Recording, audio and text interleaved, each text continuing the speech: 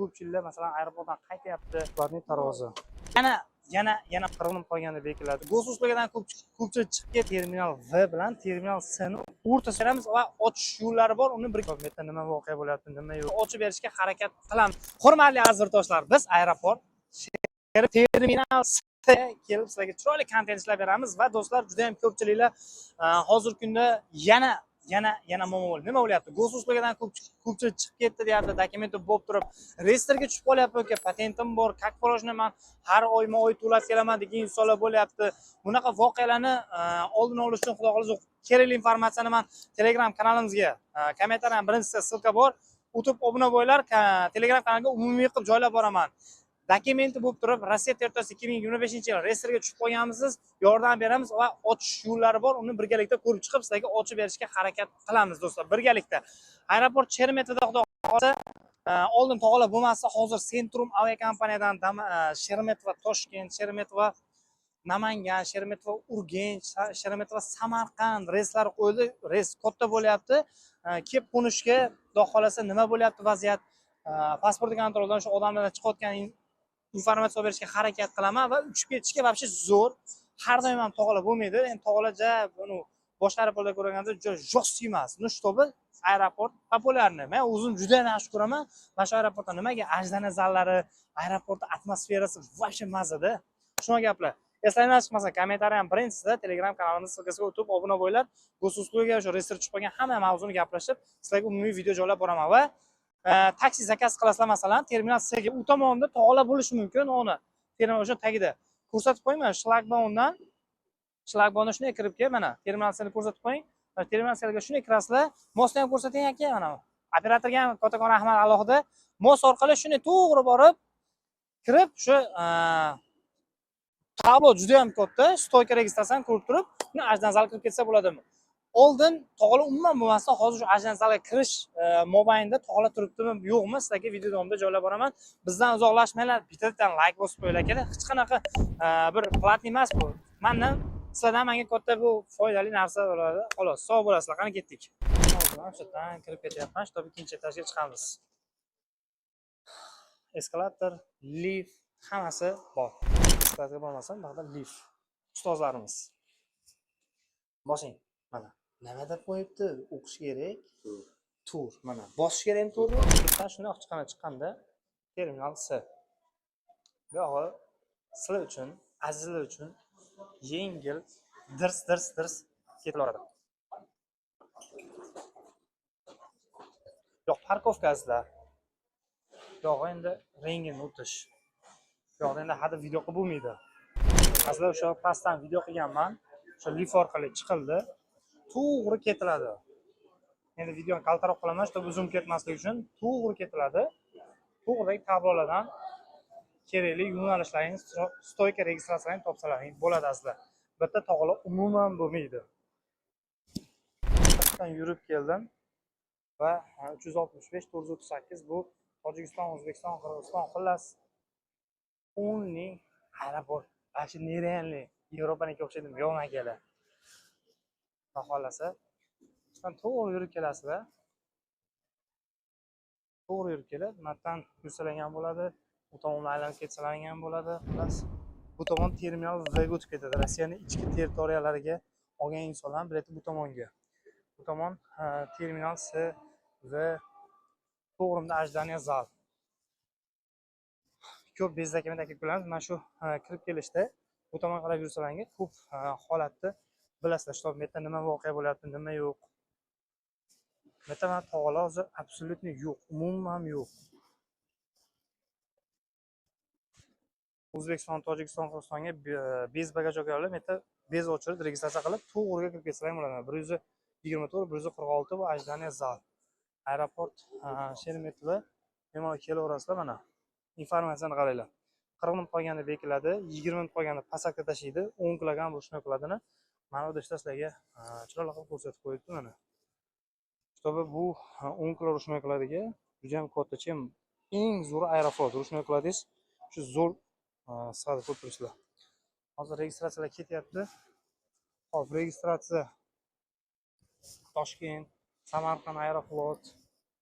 Hop, ko'p Reyslar ketyapti.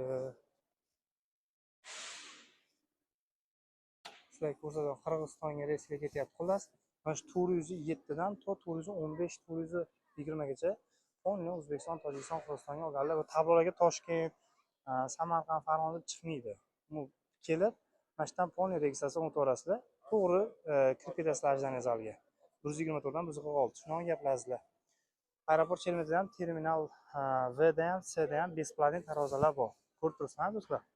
Mana shu международный reys stoykalari.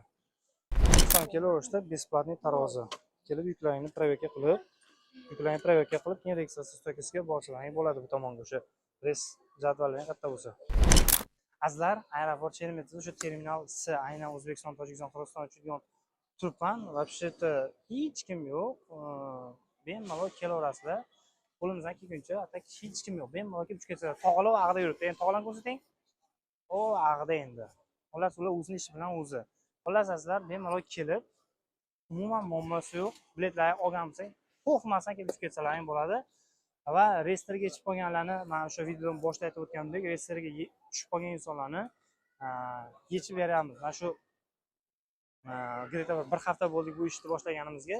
Qo'limizdan kelguncha maslahatlashib yechib beramiz. Buni imkoniyati bor. Va juda ko'pchiliklar shu mavzuni aytib qo'yadi. Zolotoy koronaga qarzingiz necha pul bo'lishidan qat'iy nazar sudga chiqib ketmagan bo'lsa 3 bor kelaverasizlar. Atak sudga chiqib ketib qolgan bo'lsa 100 ming bo'lsa ham tushib keta olmaysizlar. Qanday holatda? Masalan, men o'zim ham qarzim bor. Birovga yaxshilik qilib berganman 3 yil oldin, hali sudga chiqqan yo'q. Telefon qilgan paytda javob beraman. 1000 so'm kimga tashab turaman.